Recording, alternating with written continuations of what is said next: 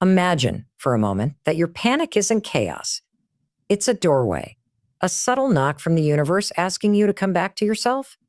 Not to fix, not to flee, but to feel, to listen. Because beneath the noise of the racing heart and scattered thoughts is a deeper rhythm, one that's always been guiding you. You are not broken.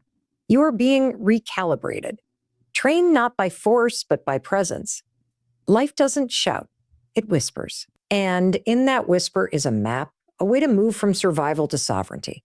Every anxious moment, every pause you mistook for weakness was simply the breath before the breakthrough. What if your panic was never a detour, but the path itself? In the vast orchestration of your becoming, every note has meaning, even the dissonant ones. And maybe, just maybe, you were never meant to escape the storm. To remember you were always the sky. Let's talk about panic, not as a breakdown, not as something to shove into the shadows or numb into silence.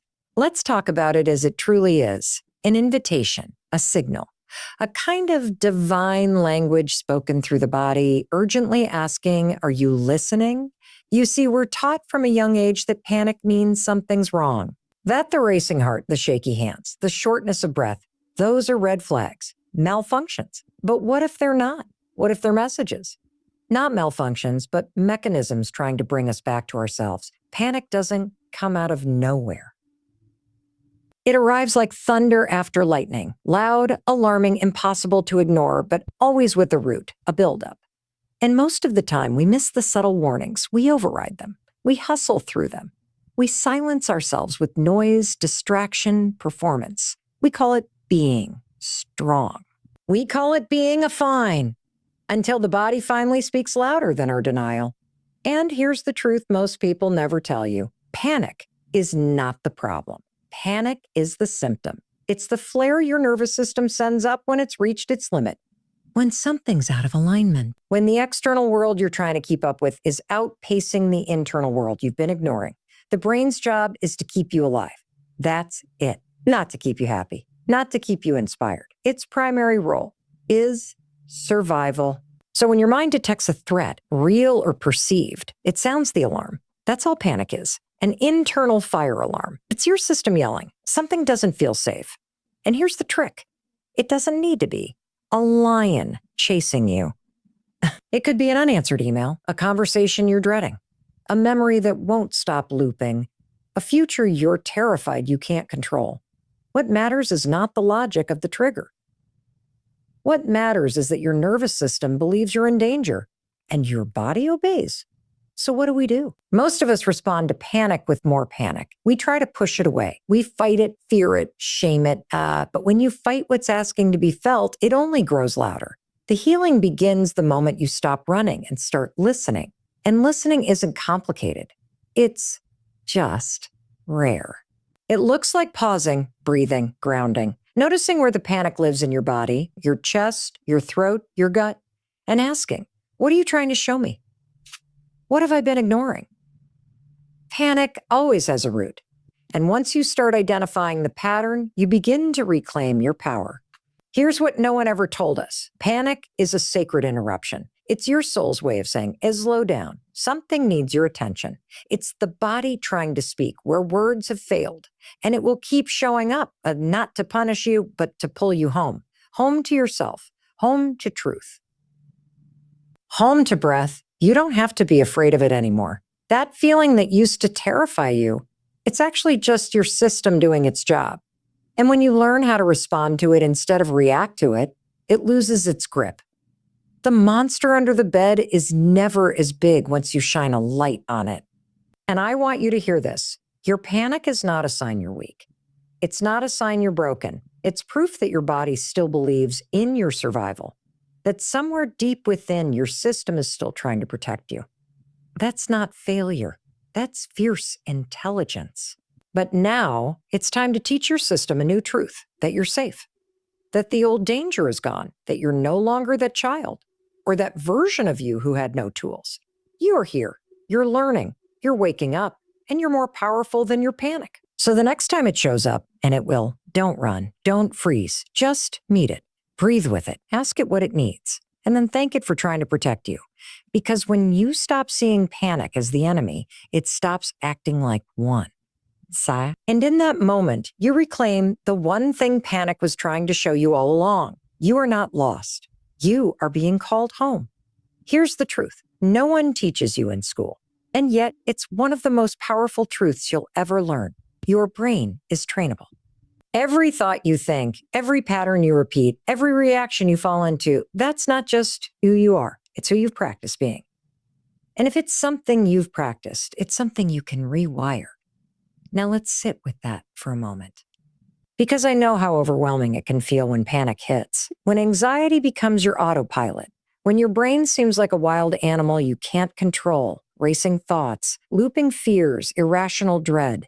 You feel like a prisoner inside your own head. But just because that's what your mind is doing now doesn't mean that's what it's wired to do forever. Your brain is not fixed. It's not concrete, it's clay, and it's always listening, always learning. That means the same brain that's learned how to panic can learn how to pause. The same mind that's mastered fear can be trained to favor clarity. The same nervous system that's braced for danger for years can finally feel safe in its own skin when you start showing up differently. And I know that sounds easier said than done. But hear me out. Every time you interrupt a familiar anxious loop by breathing, by grounding, by choosing presence instead of panic, you send a new signal to your brain. And that signal says, we're safe now. Not just once, but over and over like drops of water carving a new path through stone. That's neuroplasticity in action. And that's the heart of this process.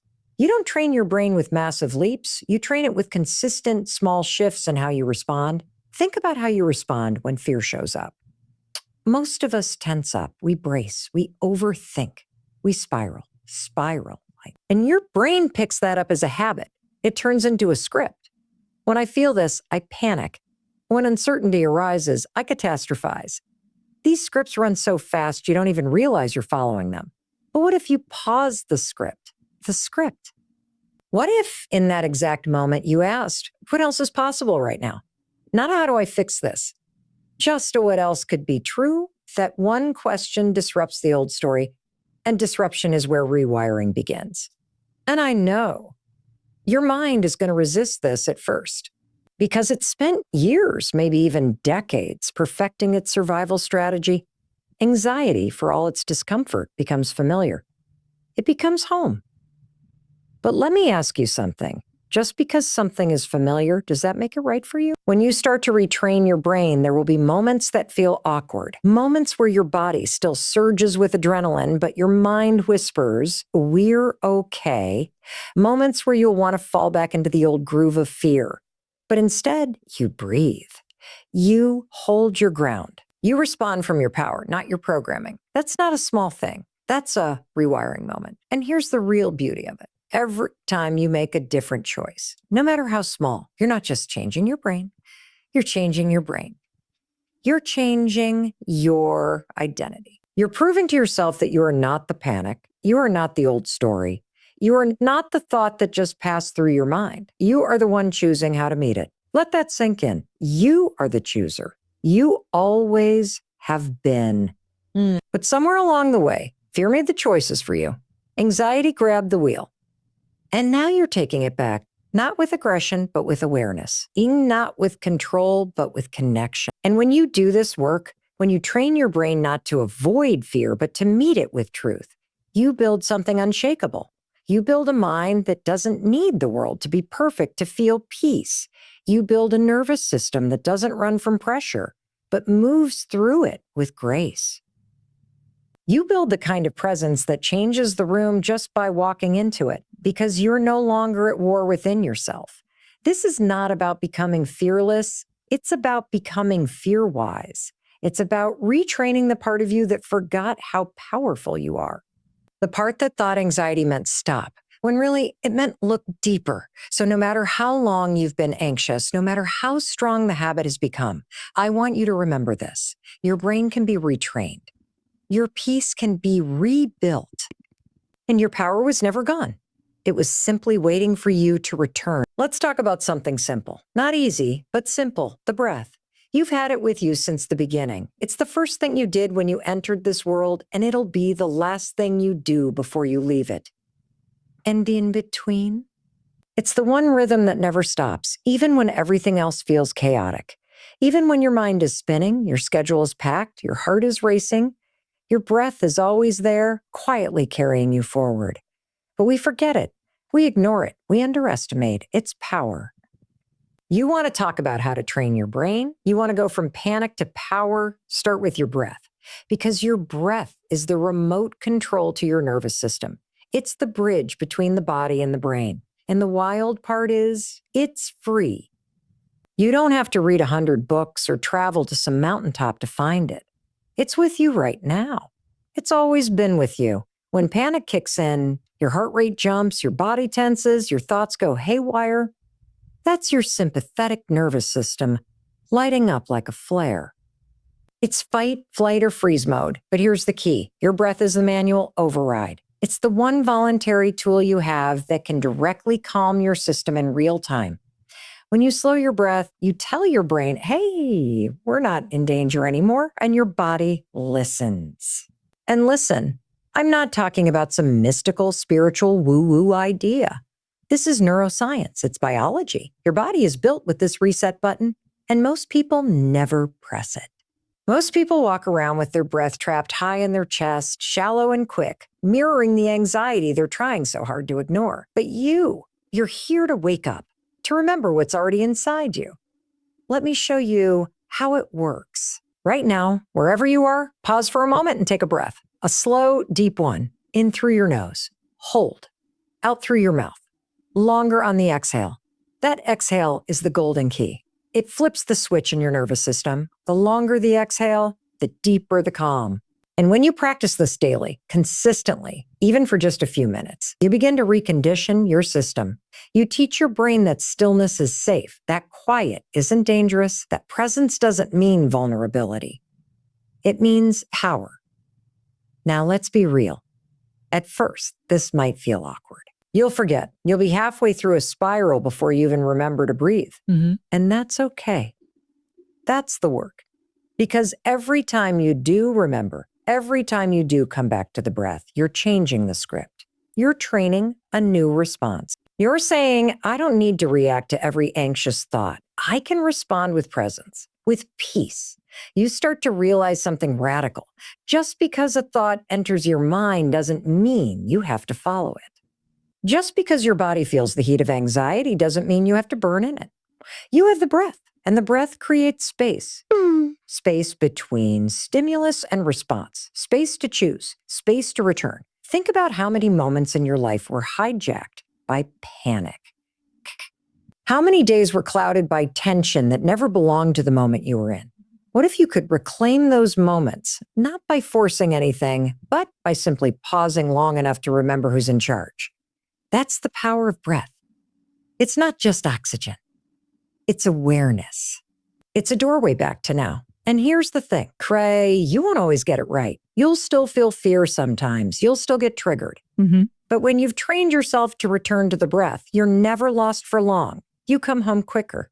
You steady faster. You shift gears with more grace and less damage. And over time, you build a whole new relationship with your mind. You're no longer caught in the storm. You're the calm center. You don't have to run. You don't have to freeze. You breathe, and that breath becomes your anchor, your lifeline. Your reminder that you're not broken, you're building, you're not drowning, you're deepening. So the next time the panic rises, and it will, don't reach for something outside yourself. Don't look to numb or escape. Just pause. Place a hand on your chest. Breathe in slowly. Exhale even slower. And know this. The breath that steadied you in your first moment on earth is still strong enough to steady you now. All you have to do is return to it.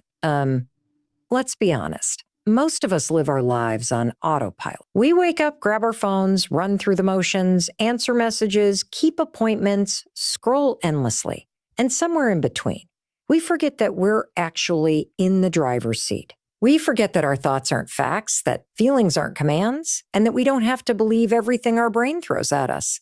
The truth is, your brain is wired for one thing, Efficiency. It loves patterns, habits, routines, and that's amazing until the pattern becomes fear, until the habit becomes overthinking, until the routine becomes avoidance. And before you know it, you're stuck in loops, thought spirals, emotional rabbit holes.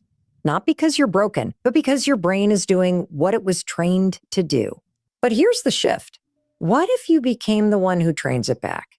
This is where awareness becomes your greatest asset. You can't change a pattern you don't see. You can't interrupt a loop you haven't named. And so your job is to start noticing, to wake up inside your own mind, not with judgment, not with panic, but with curiosity. So let's say you're in the middle of a stress spiral. Your chest tightens, your thoughts race. What if I mess this up? What if I fail? What if they leave? What if I'm not enough? The loop kicks in, and before long, your body responds like it's actually happening. That's the moment, right there where you get to step in. You pause, you breathe, and then you gently ask, what story is my brain trying to tell me right now? And do I have to believe it? Because most of the time, it's not truth, it's memory, old wiring, a protective mechanism that once kept you safe, but now just keeps you small. We train the brain by disrupting the automatic and replacing it with the intentional. When you notice the fear, instead of spiraling, you anchor. You name it. You say, this is just a thought. It's not a command. I'm safe, and I choose differently. Every time you interrupt the loop, even for a second, you're creating a new neural pathway. You're reminding your brain, we don't have to go down that road anymore. And that's how you shift. Not in some grand overnight epiphany, but in small, deliberate acts of presence. The science backs this up. Neuroplasticity means your brain is constantly reshaping itself based on what you repeat, which means fear is trainable. So is courage. So is calm. So is confidence. Your job isn't to be fearless. It's to stop rehearsing fear. Now I get it. This takes practice. You'll fall back into old loops. That's part of the process. You'll catch yourself halfway down the spiral. But every time you notice, every time you pause, every time you choose to respond instead of react, you're building mental muscle. You're shifting from panic to power. And here's something people don't talk about enough. When you change how you think, you also change how you feel. Thought and emotion are dance partners. So when you train your thoughts to be more supportive, more grounding, more truthful, you shift the entire emotional landscape inside you. You're not suppressing emotion. You're clarifying it. You're allowing it to move through instead of take over. And you know what happens when you start living like that? You stop being afraid of your own mind. You stop being at the mercy of every intrusive thought. You realize, I can hear fear without obeying it. I can notice doubt without becoming it. And slowly, steadily, you return to something you forgot, choice. You remember that you are not your thoughts. You're the thinker. You're the one observing it all, the calm beneath the chaos, the awareness behind the noise. And I need you to hear this. You're not late. You're not behind. You haven't missed your chance. If you're here reading this, listening to this, it means you're waking up. You're ready, and that's all that matters. So the next time your mind starts running the same old loop, the self-doubt, the panic, the anxiety, I want you to remember that you've already done the hardest part. That's the crack in the loop. That's the opening. And through that opening, you walk free. Because the most powerful thing you can ever say to your own fear is this: I see you, but I choose. Most people go through life reacting to a text, reacting to a look, reacting to traffic, to tone, to fear, to silence. It's like being trapped in a pinball machine, bounced around by every little thing that happens around you. But what if I told you there's a completely different way to live? A way where you're not the pinball, you're the player. You're not at the mercy of the moment. You're the one creating it. That shift happens when you stop reacting and start witnessing. Now, this isn't about being passive. It's not about detaching from life or ignoring your emotions. It's about being awake while you're feeling. It's about watching your thoughts instead of being dragged around by them. And that shift changes everything. Because once you start witnessing instead of reacting, you create space. And that space, that's your power. That's the space where you get to choose. What do I believe right now? What do I want to do at this moment? What part of this is mine to carry? And what part can I let go? Most of us never learn to live from that place because we've been conditioned to react fast, automatically, emotionally. And those reactions are often rooted in something much older than the moment you're in. They're echoes of your past, patterns, triggers, stories, pain. So when someone ignores your message, or your plans change, or you feel uncertain about something, your body remembers. Your brain races ahead. And before you know it, your reaction is bigger than the situation. But here's the powerful part. That reaction isn't truth. It's just a program. And the moment you learn to pause and watch it instead of act on it, you start changing the program. Think of it like this. Your brain is a storyteller. It's constantly narrating your life, but it's not always telling the truth. It's telling the familiar. And if you've lived in fear, if you've been through rejection, disappointment, betrayal, your brain learned to expect it. So now it narrates your life through that lens. You text someone and don't get a reply? Your brain whispers, they're ignoring you. You said something wrong. You're too much. You feel nervous about something new? You're not ready. You'll fail. Don't even try. That's the reaction. That's the default programming. But the witness, that deeper awareness inside you, can step in and say, hey, maybe they're just busy. Maybe I'm okay, even if I'm uncertain. Maybe I can do this, even with the fear. And the moment you start doing that, over and over, you're not just changing how you feel. You're changing how your brain works. You're building neural pathways that say, I'm safe, I'm calm, I'm in control. You're becoming the architect of your inner world, not the victim of it. And here's the thing. Witnessing doesn't make fear go away, but it makes it quieter. It makes it manageable. It gives you authority over your experience instead of fear running the show behind the curtain. You start to trust yourself. You start to notice, oh, I always get reactive when I feel unseen. I always spiral when I feel uncertain. And instead of drowning in it, you just breathe. You don't judge it. You name it. You witness it. You sit beside it like a friend. You say, I see you. I know why you're here, but I'm choosing something new. It's in that choice that growth happens. That's where transformation begins. Not in resisting the panic or shaming the thought or pretending it's not there, but in watching it and choosing anyway. And that's what brain training really is. It's not just habits and hacks. It's presence. It's honesty.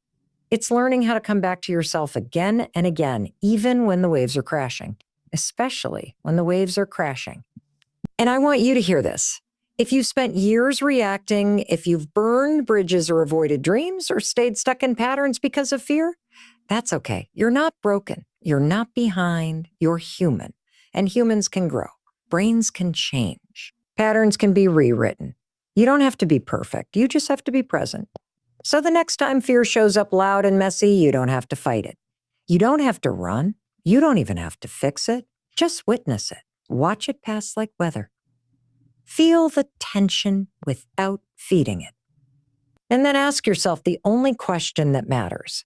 What do I want to choose right now? Because the moment you remember that you can choose, you've already taken your power back.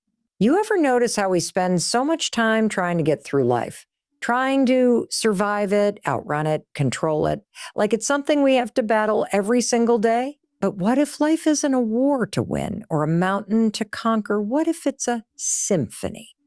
A beautiful, messy, unpredictable, soul-stirring symphony. And every moment you've lived, every emotion you've felt, every panic attack, every breakthrough, every sleepless night, it was all part of the music. And your brain, it's just the instrument you're learning to tune. That shift right there from survival to symphony is where power lives. Most of us have spent years living in survival mode, braced for the next bad thing, trained to expect the worst, reacting before we even know why. And it's not because you're negative or broken. It's because your brain is doing its job. It's keeping you safe the only way it knows how. But what's safe isn't always what's true. And it's definitely not what's possible. Survival mode is narrow.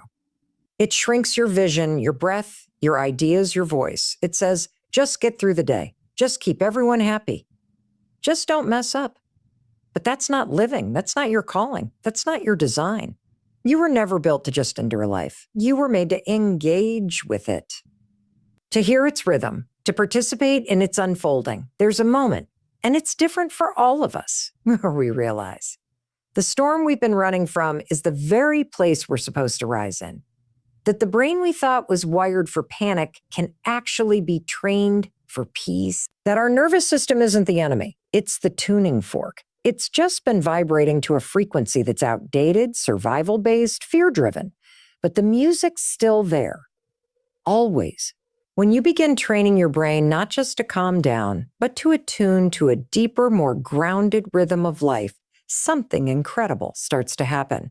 You begin living in harmony with yourself. You stop resisting every uncomfortable emotion. You stop rushing through your days like they're problems to solve. You begin to feel something that's been missing for a long time: alignment. And alignment doesn't mean perfection. It means resonance. It means what you think, what you feel, and how you act finally start singing the same song. It's not a quick fix. You're not flipping a switch. You're building a relationship with yourself that says, I trust me now.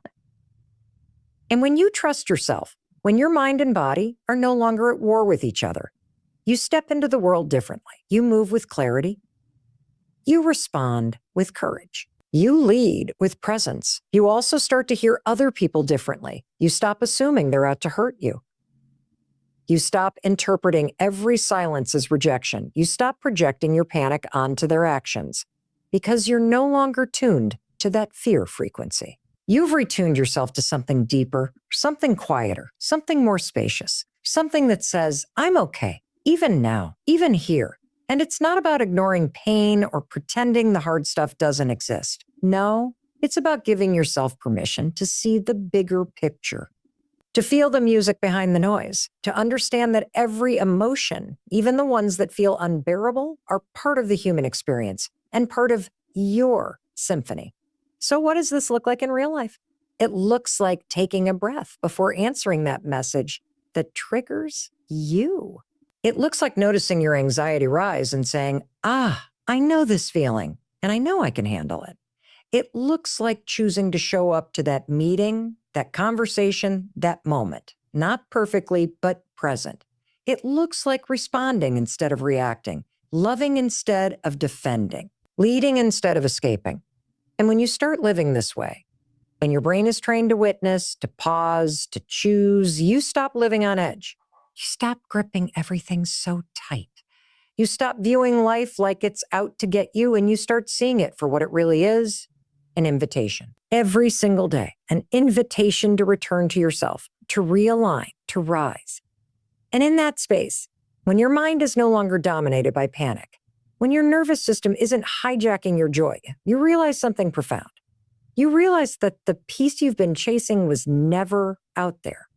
It's been inside you all along, waiting for you to listen. So let me leave you with this. You weren't meant to survive your life. You were born to conduct it. Now pick up the baton and play.